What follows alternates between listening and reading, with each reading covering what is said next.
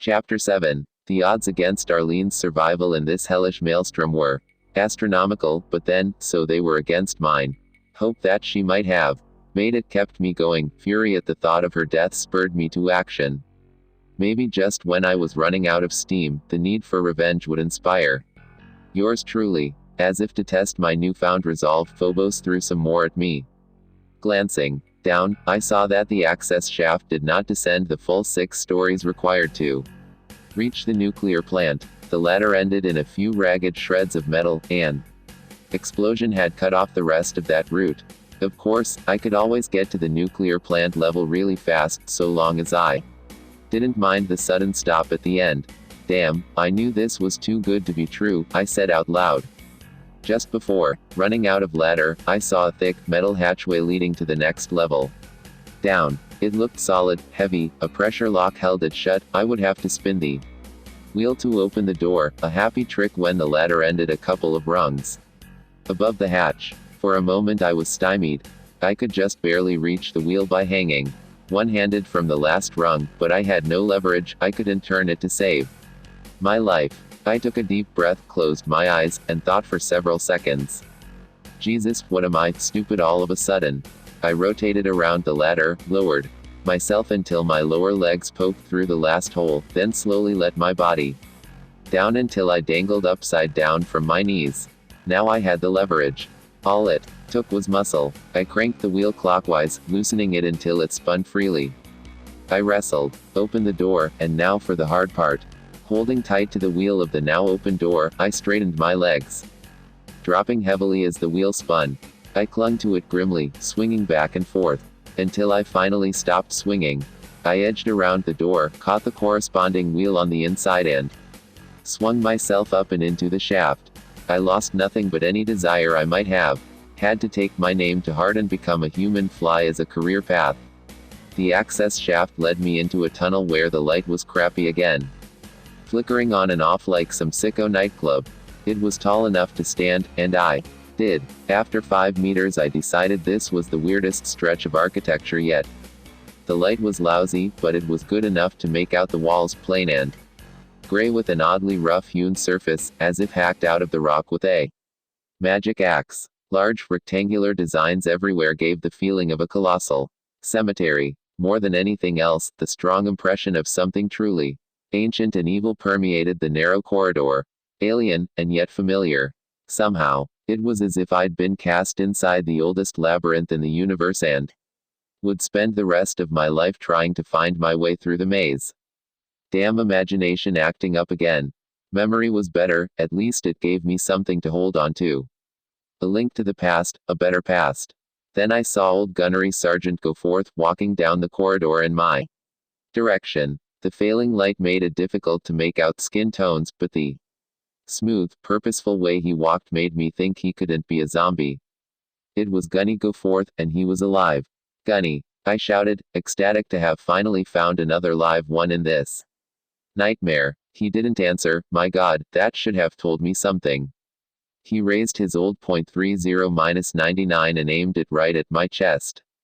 I threw myself to the floor just as the bullet seared over my head. Damn you to hell, I shouted, outraged that the universe had decided to foist a new, improved zombie on me. Too late, I'm sure he already was, and me with him. This new horror seemed even more unfair than that crazy brown monster with the spikes. I'd settled into a nice, predictable pattern about what to do with zombies. No fair changing the rules now. Hey, Gunny, you're still a pal. He marched straight for me, no deviations, no ducking, no turning sideways to make a more difficult target. An obliging guy in his way.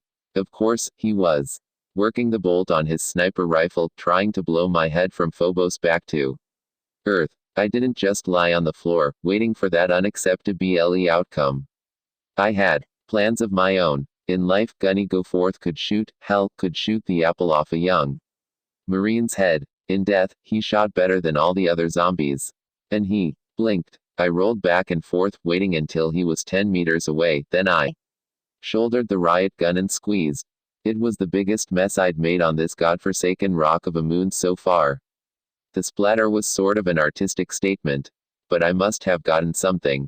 in my eye. I kept blinking, but it wouldn't go away. Somebody was laughing, sort of a crazy, whacked out cackle. Shut up, I screamed at the jokester, wiping my cheeks.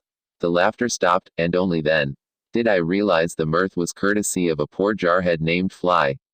This was no good. I had to get a handle on the situation. Running multiplication tables in my head helped me chill while I scavenged go-forths. Pack for ammo. My breathing slowed to something sane, and my heartbeat took a licking but kept on ticking. In fact, I was so calm I barely blinked when a whirring, metallic skull sailed past my head. This time I was sure my imagination was off on a wild toot.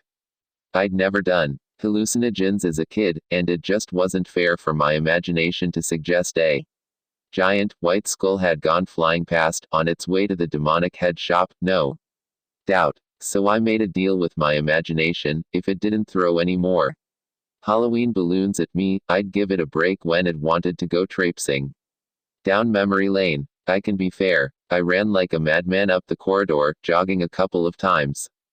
Whatever it was, I'd lost it for now. Emerging into a big open room made me feel more claustrophobic. That might sound fairly nutty, but you'd have to see this place for yourself. I wasn't bothered by the incredibly high, arched ceiling, supported by grotesque pillars.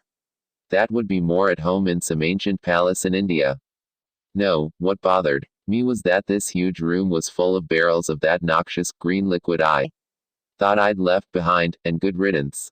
The empty, cavernous room was a perfect place for a congregation of Halloween goblins and all species of zombie, fast and slow, dull and the cognitive elite. No sooner had this unpleasant thought crossed my cranium than the floodgates opened and they started pouring into the room from all directions. I shrank back into the shadows, trying to look dead and mindless. It worked. For a few moments, none of the zombies seemed to notice me. There really wasn't time for a sanity check, but I ran a quick one anyway. I'd read about a mental condition or a philosophy, I forget which, called solipsism. You think of something, and it happens. The ultimate case is when you think you're all that exists, and the whole universe is your dream. Man, I was ready to buy into that, if only I could dream away these monsters as quickly as I seemed to be filling up this room with them. Well, what can I lose? I closed my eyes and concentrated real hard, wishing away the bogeyman. While I was thus occupied, I was blown off my feet by an explosion and searing heat right over my head. Opening my eyes to excruciating pain, I discovered I wasn't alone on the floor. Whatever had blown me down got the nearest few zombies as well. I decided that solipsism was a load of crap. And when I looked up, my old friend was back, the crusty, brown monster with ivory white spikes, and he'd brought his buddies. They watched me stagger to my feet, and they laughed. Then one of them wound up and threw something, some sort of mucus ball, that burst into blood-red flames as it left the creature's hand. I dived across a burned zombie, and the flaming phlegm spun me buttocks over boots.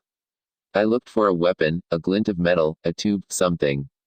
But no, these demons were actually producing the fire with their bare hands, and their aim was deadly. The monsters hissed, pointing directly at yours truly. Then the zombies noticed me for the first time and began shooting. They weren't too particular about innocent zombies getting in the way, either, and whenever one zombie would shoot another, or a demon would pelt a bunch with a flaming mucus ball, the monster victims would turn on their monster allies, completely forgetting about me. While I ran screaming from one side of the room to the other, I filed that little datum somewhere in the back of my brain for future use. Now the room was really filling up with at least a dozen zombies and 3 leathery demons, and again I dived to the side as a whirring, screaming hunk of steel buzzed my helmet. This time there was no mistake, it was a goddamned flying skull with flaming rocket exhaust spewing out the back. It turned and banked, trying to mow me down and chew me up with razor-sharp, steel teeth. Like one of those wind-up chattering skulls gone mad. But the fireballs were the main problem. The brown demons were a lot tougher than the zombies. Suddenly, I was grateful for the pillars. They provided cover, at least. Making a mad dash for the nearest, I fired off the shotgun at the remaining zombies. Catching my breath, I risked running to the next pillar.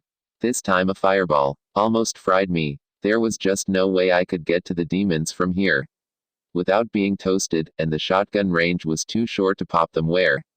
I crouched. While I dithered, I heard a whirring behind me, then a harsh, iron screech. Sure enough, the flying skull had sailed around the pillars and spotted me again. I can take care of you at least, UFX reject. I whipped the riot gun around and fired from the hip, not even taking time to aim. It was the best mistake of my life.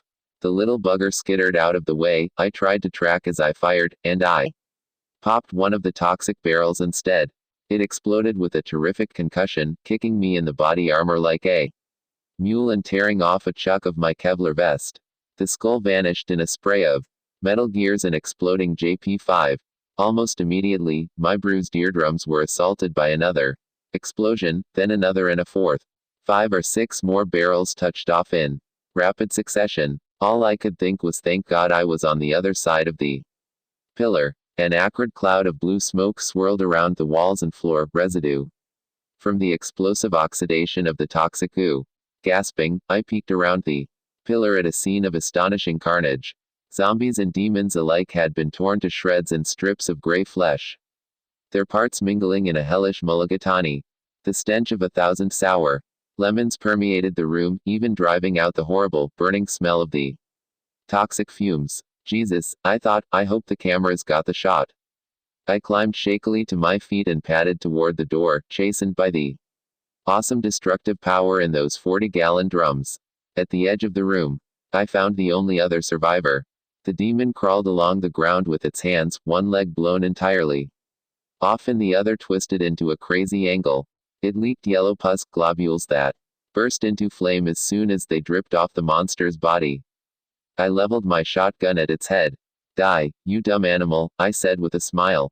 Animal, repeated the demon, not. I paused, startled. I didn't know they could talk. You're right, I prodded. At least animals kill you clean or leave you alone.